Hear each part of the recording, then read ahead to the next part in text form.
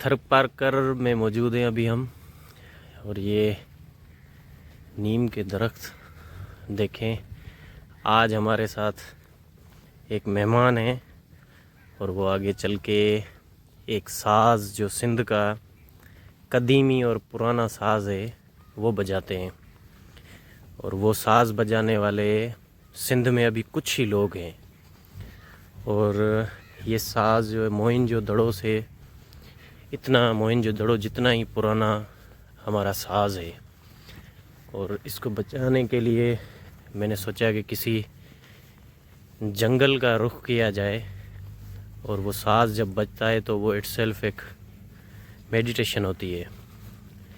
اور آگے ویڈیو میں آپ کو ہمارے جو چنگ بجانے والے مہمان ہیں آج قسمت سے ہمارے پاس آئے ہیں، ان سے میں آپ کو ملواؤں گا. مہمان کا میں ذکر کر رہا تھا وہ ہیں ہمارے آغا ظہور منگسی صاحب، جو سندھ کے ایک ساز ہے چنگ جس کا میں آپ کو بتا کے آیا ہوں، وہ بجاتے ہیں. اور آج سر آپ کو یہاں پہ آنے پہ ویلکم. مجھے بہت زیادہ خوشی ہو رہی ہے کہ آپ سے ملاقات ہوئی ہے، اور اسپیشلی جو ہے وہ یہاں پر تھر بلاک کا جو فارسٹ ہے وہ بہت زبردست ہے. اور آپ کو پتہ ہے کہ فارسٹ ناپید ہو چکے ہیں ہمارے ملک میں، ہے ہی نہیں. اور نیچرل یہ ماحول میں دیکھیں نا ایک کیسا زبردست ایک مزہ ہے.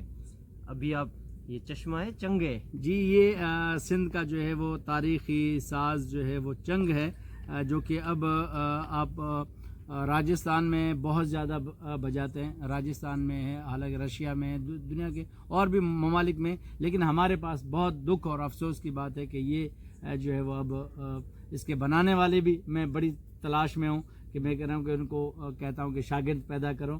اور جو بجانے والے ہیں ان کی بھی جو ہے وہ مجھے بہت زیادہ تلاش ہے، ان کو میں جمع کر رہا ہوں تاکہ اس فن کو، کیونکہ یہ ہمارا تاریخی ہے، ورثہ ہے، موہنجو دڑو سے بھی پہلے کا ساز ہے، تو اس کی ہمیں حفاظت کرنی ہے. نہیں سر بالکل. آج ہمارے جو تھرواسی کے جو دوست آپ کو دیکھ رہے ہیں تو ان کے لیے بھی آج ساز ہو جائے اور یہ ماحول بھی ہے. نیچر اور وہ کہتے ہیں نا کہ رسم دنیا بھی ہے، موقع بھی ہے، دستور بھی ہے. تو یہ چنگ ہو اور چنگ کے ساتھ یہ راجستھانی ہمارے تھر کا پھینٹا نہ ہو تو مزہ ہی نہیں. اور پھر تھر کے ماحول کے اندر تھر بھی ہے اور یہ آپ کو ایک فارسٹ بھی ہے. تو سارے ہیں یہاں پر آئے ہیں، اور آج فیسٹیول بھی ہے یہاں پر، تو وہاں پر بھی بجائیں گے. لیکن اس سے پہلے ہم آپ کو جو ہے وہ بجا کے سناتے ہیں.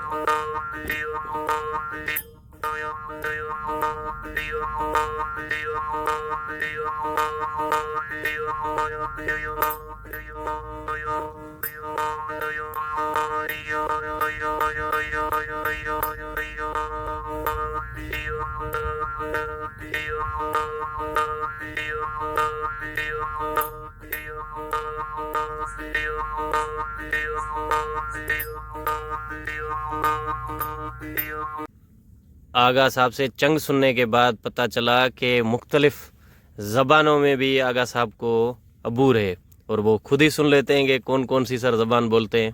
مجھے عربی، انگلش، سندھی، سرائکی، بلوچی، پشتو، فارسی زبانیں جو ہے وہ، سندھی تو ویسے ہی ہم بول لیتے ہیں تو آتی ہے. عربی میرے ساتھ یونیورسٹی کے اسٹوڈنٹس تھے، سوڈان اور فلسطین اور جارڈن کے، ان سے سیکھی.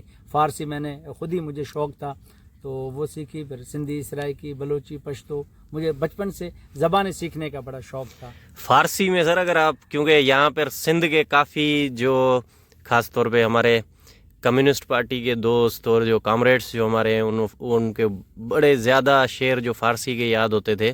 اگر فارسی کے ہمیں آپ ایک دو شعر سنا دیں. اصل میں قذافی بھائی، فارسی کا ہمارے اوپر ایک بہت بڑا امپیکٹ رہا ہے، کیونکہ مغل امپائرز وہ ان کی فارسی زبان تھی. اور پھر ایران کا بھی ہمارے اوپر بہت زیادہ جو ہے وہ اثر ہے، جس کی وجہ سے ہمارے یہاں فارسی زبان کا بہت زیادہ اثر رہا ہے. انگلش زبان سے پہلے یہاں پر فارسی کو بہت بڑی اہمیت حاصل تھی. میں مولانا رومی رحمۃ اللہ علیہ کا ایک شعر سناتا ہوں. وہ کہتے ہیں کہ عشق شعلہ است کہ چوں برفروخت، عشق شعلہ است کہ چوں برفروخت ہر جز معشوق باقی جملہ سوخت. مولانا رومی رحمۃ اللہ علیہ فرماتے ہیں کہ عشق وہ شعلہ ہے کہ جب وہ اپنے اندر لگتا ہے تو اپنے محبوب کے سوا سب کو جلا کے راکھ کر دیتا ہے، اس کا محبوب بھی بچتا ہے. واہ واہ. تو اسی طرح مولانا رومی ایک بہت بڑے عالم تھے، تو پھر مولانا شمس تبریز کی محبت میں جب یہ مدارس وغیرہ سب چھوڑ دیے تو پھر وہ کہتے ہیں نا کہ مولانا روم کو مولا روم کہنے لگے. تو وہ ان کا شعر ہے کہ ہیچ چیزیں خود بخود چیزیں نہ شد، ہیچ آہن خنجرے تیغے نہ شد.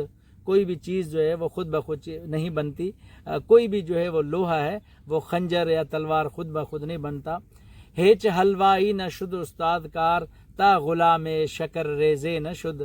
کوئی بھی مٹھائی والا ہے وہ مٹھائی والا اس وقت تک نہیں بنتا جب تک کسی مٹھائی والے کے صحبت میں نہ رہے، اس سے سیکھے نہیں.